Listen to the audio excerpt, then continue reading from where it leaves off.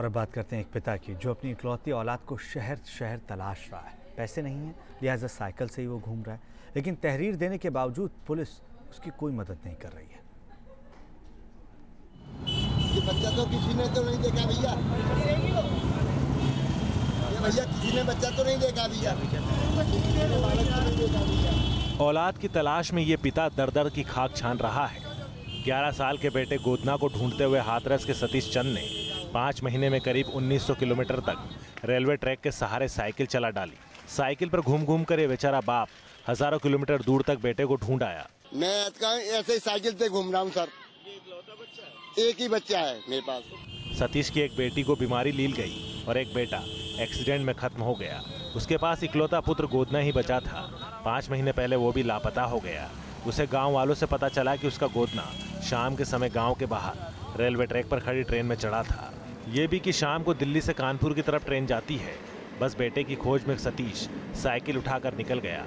Railway track के सहारे टूंडला पहुंचा, वहां से कानपुर और फिर कानपुर से मथुरा, मथुरा से झांसी और उसके आगे वो बीना तक पहुंच गया। मैं मतलब पुरानी दिल्ली और मतलब यहाँ इधर कानपुर साइड में कानपुर तक और मथुरा जंक्शन, झांसी, मीना इच्छी तक गया हूँ, मीना स्टेशन तक। अभी तक बच्चा सर नहीं मिला है अभी तक। फिर किसी ने सतीश को दिल्ली की तरफ जाने की सलाह दी और वो रेलवे ट्रैक के सहारे चलते हुए पुरानी दिल्ली पहुंचा। दिल्ली ढूंढने के बाद वो ट्रैक के सहारे ही आगरा के बरहन कस्बे तक पहुंच गया, जहां कुछ लोगों की नजर उस पर पड़ गई और वह समाज सेवी नरेश पारस के पास आगरा आ गया। तो आगरा में जब इनके दस्तावेज मैंने देखे तो इन पर एक तहरीर की कॉपी है जिस पर थाने की मोहर लगी है।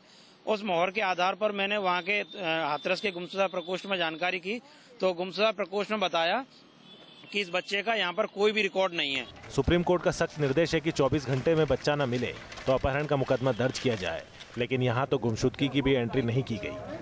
पिता सतीश को उम्मीद है कि उनका खोया हुआ बेटा एक दिन उन्हें जरूर मिल जाएगा। यही वजह है कि वो शहर शहर गांव-गांव जाकर अपने बच्चे को ढूंढ रहे हैं। लेकिन सवाल पुलिस पर भी खड़े हो रहे हैं कि वो क्यों हाथ पर हाथ धरे बैठी है, जबकि एक अभागा बाप दर दर की ठोकर खाने को मजबूर है। आगरा से वीडियो जर्नलिस्ट मनोज कुमार के साथ नितिन उपाध्याय, न्यूज़ नेशन। देश और दुनिया की हर अहम खबर हिंदी में अगर आप चाहते हैं तो newsstate.com पर भी आप लॉग ऑन कर सकते हैं। लगातार न्यूज़ नेशन के साथ रहिए क्योंकि खबरों का सफ़र यहाँ कभी नहीं थमता।